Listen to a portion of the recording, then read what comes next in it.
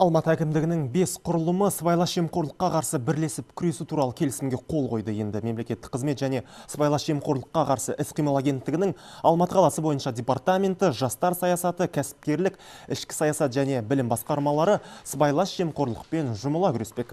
Жастар арасында жемқорлыққа қарсы түсінік қалыптасуына ерекше басымдық берілуде. Сапалы қызмет көрсету арқылы мемлекеттік органдар жастарға үлгі болуы керек. Былтыр Алматы әкімдігі 15 миллионнан астам қызмет түрін көрсеткен. Мемлекеттік қызметті тұтынушылардың дені жастар, кәсібін бастаған іскерлер және үкіметтік емес ұйымдармен жұмыс істейтін басқармалар. Бұл 4 басқарма осы қала Алматы қаласының 500 мыңдай адамын қамтиды. Яғни 30%-дан көбі Алматы қаласының осы 4 басқарманың күшінде бар. Сол себептен соны ескере отырып, мемлекеттік қызметтің сапасын көтеру мақсатында біздің агенттіктің басшыларының тапсырмасымен біздің департаментпен осы 4 басқармамен бірігіп келісім жасалды.